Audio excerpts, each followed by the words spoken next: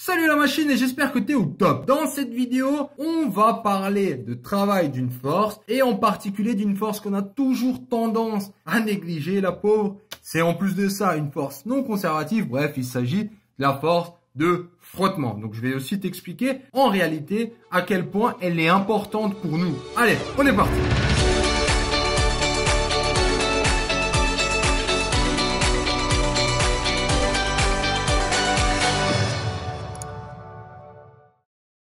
Jusqu'à maintenant, on a vu toutes les forces conservatives. On a vu le poids, qui est une force conservative, et la force électrique. Maintenant, on va voir le cas de la force des frottements. Alors, c'est un tout petit peu différent.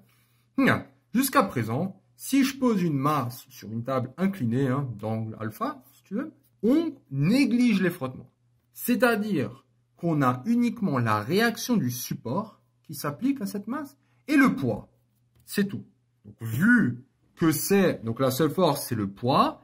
Alors, on va dire c'est une force conservative. Donc, on s'en fout du chemin parcouru. C'est la définition d'une force conservative. Ce qui nous intéresse, c'est où ça part et où ça arrive. Et pour le poids, en fait, c'est encore mieux. On a vu dans une petite vidéo que ce qui nous intéresse, c'est carrément la hauteur. La hauteur, là, je te parle au niveau du travail. Donc, le travail entre A et B, du poids, dans ce cas-là, entre A et B, c'est juste mg fois la hauteur, que je vais noter h. Voilà, ça c'est la formule qu'on a vue. Bon, par contre, en réalité, c'est un tout petit peu différent. Parce que si je considère ce cas de figure, ce que je dis pas, c'est qu'il y a forcément mouvement. Et c'est... attention, ça c'est très logique. Pourquoi? Parce que quand je parle de travail, un travail, il faut qu'il y ait quoi? Il faut qu'il y ait force et mouvement, force et déplacement. N'oublie jamais ça. Maintenant, je vais te dire que c'est obligatoire que là, il y ait mouvement. Parce que clairement, si je projette mon poids ici, il va compenser la réaction normale. Et après, il va avoir une force restante ici. C'est celle qui va faire avancer l'objet. Alors maintenant, en réalité, tu es d'accord que si j'incline pas beaucoup la table, il n'y a pas de raison que l'objet tombe. Pourquoi? Parce qu'en réalité, en fait, il y a les frottements qui sont pas négligé. Donc au final, la force de frottement, c'est la chose, c'est cette force qui nous retient. Je m'explique. Là, on n'a que la réaction normale du sol. Donc forcément, c'est perpendiculaire. Et quand c'est perpendiculaire, le travail est nul. Donc par la définition, parce que tu vas avoir le travail entre ça, donc ça va être ça, fois le cosinus de l'angle qui est pi sur 2. Donc 90 degrés. Une force perpendiculaire au déplacement, le travail est nul. On ne considère pas. Donc en réalité, ce que j'ai dit, c'est que la réaction, elle n'est pas que normale. La réaction, tu vas avoir un peu de côté. Parce que tu vas avoir à la fois la réaction normale, mais tu vas aussi avoir la réaction tangentielle, qu'on appelle communément aussi la force de frottement. Donc c'est cette petite force qui va partir en arrière. Et ce que je t'ai dit avant, c'est que si ça maintenant, c'est immobile, ça veut dire que la force du poids n'a pas été suffisante pour le faire avancer. Alors, attention, on ne parlera plus de travail. Si ça avance pas, on ne parle pas de travail. Mais juste pour dire que lorsque c'est suffisamment incliné, histoire que l'objet bouge, parce que ça c'est essentiel, il faut qu'il y ait mouvement. Donc on aura le poids et un mouvement. Et si on ne néglige pas la force de frottement, ça veut dire que j'aurai juste un petit truc. Et là, j'aurai une force plus grande qui va me faire tomber. La nouvelle des forces de frottement, c'est que c'est une force non conservative. Alors, au niveau vectoriellement, on le note toujours moins F. Moins, ça veut dire que ça s'oppose toujours au mouvement. Il va toujours dire non, je veux pas avancer, je veux pas ci, je veux pas ça. C'est une force non conservative. Ça veut dire quoi? Ça veut dire, comme je te l'ai dit, que pour une force conservative, on s'en fout du chemin. Ce qui nous intéresse, c'est le départ et c'est l'arrivée. Ouais, ça c'est la définition. Et peu importe le chemin, le travail, que je prenne chemin 1 qui soit celui-là, chemin 2 qui soit celui-là, chemin 3 ou celui-là, c'est toujours le même travail.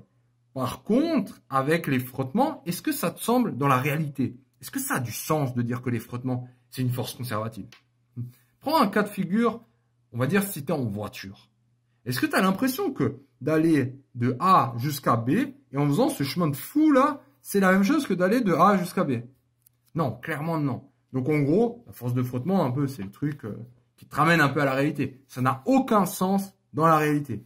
Donc, les forces non conservatives, en particulier la force de frottement, il y a une chose qu'on peut dire, c'est que les chemins, donc le travail chemin 1, travail chemin 2, travail chemin 3, ne sont pas égaux. C'est tout.